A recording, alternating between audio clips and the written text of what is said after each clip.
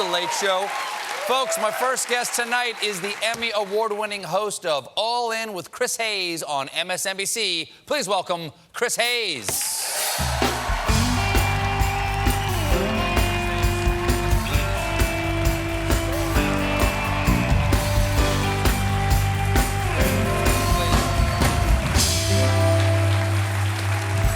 How are you? I'm great. How's the news biz treating you? It's good. It's busy. Yeah, always. It's never been busier. It's like getting punched in the face with information all day.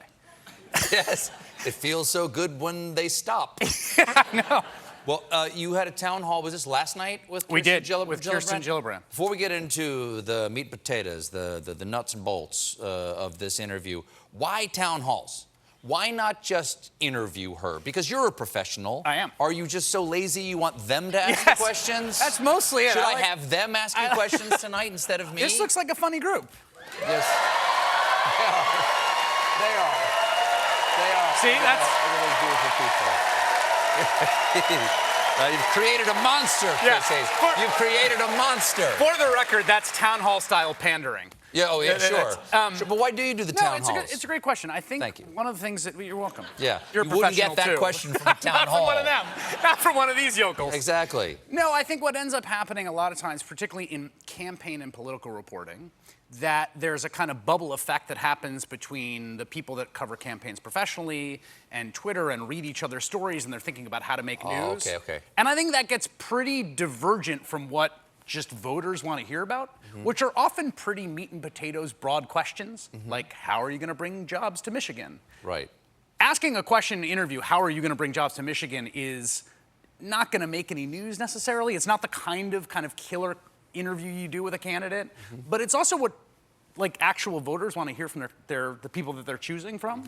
And so I think one of the great things about a town hall is you just get different perspectives from it, and you get to see a candidate actually sort of directly address what actual voters care about. One of the things we try to do on the show is talk about basically what people are talking about today. But we can't cover everything. What's the news today that we think we haven't hit? What do you make of the Cohen information? So we got educate me. I'll educate you. So I do it for a living. Okay. Well, we got all these files that were basically the files that the Justice Department filed with the court to get search warrants to surveil essentially every aspect of Michael Cohen's digital life, and we learned a few really interesting things. Was this the let us in, seize the stuff in his office? No. What's interesting, it's way before that. So this is 2 months before the president. 2 months after the president's inaugurated. They're already checking out his search history and his cookies and his email. They're like all up in his business very early on. So go on. What's in the thing? Well, we don't know. Well, the thing is, we don't know what was produced by these search warrants. What was their rationale? The rationale, and this is really interesting. I think one of the ways that we learned about it in the public is we learned about all the Stormy Daniels stuff, and then afterwards, because he was using the same fake company to pay Stormy Daniels as he was to take these really shady payments from all sorts of people. Yeah.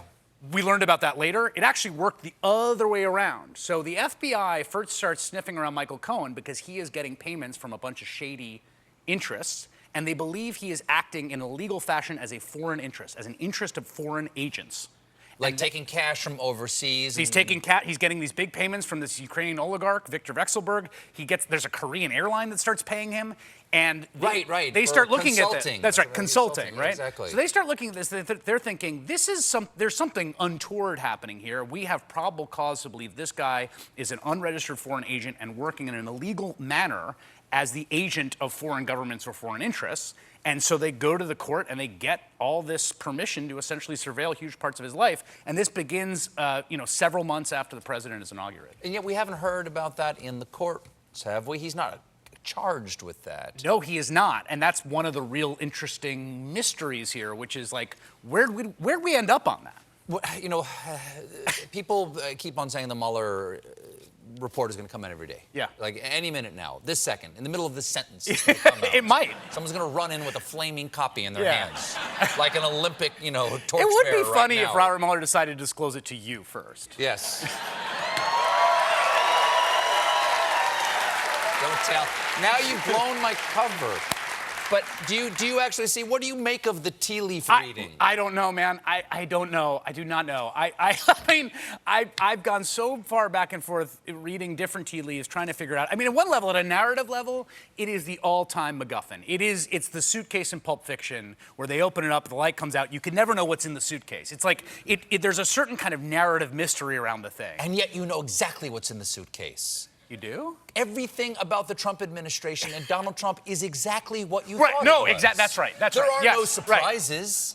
Right. I thought we were there are talking no about surprises at any time, you know? That's right. And ultimately, I think that what we know prior to the Mueller report is that out in the open, in front of everyone, yes, and sometimes behind closed doors and things like the Trump Tower meeting, while a foreign government was engaged in a criminal and expensive conspiracy to elect one American candidate over another, the candidate they were helping was doing all kinds of wink, wink, nudge, nudge kind of encouragement to the people that were engaged in the criminal conspiracy. Right, and his campaign manager and his son said, sure, we would love some dirt from you, foreign country. So we know all that. Like, that was the way it was happening. There's always this question of, did it go beyond that? Was there some, like, smoking gun text to Vladimir Putin being like, it's on, dude, or like, yes, well...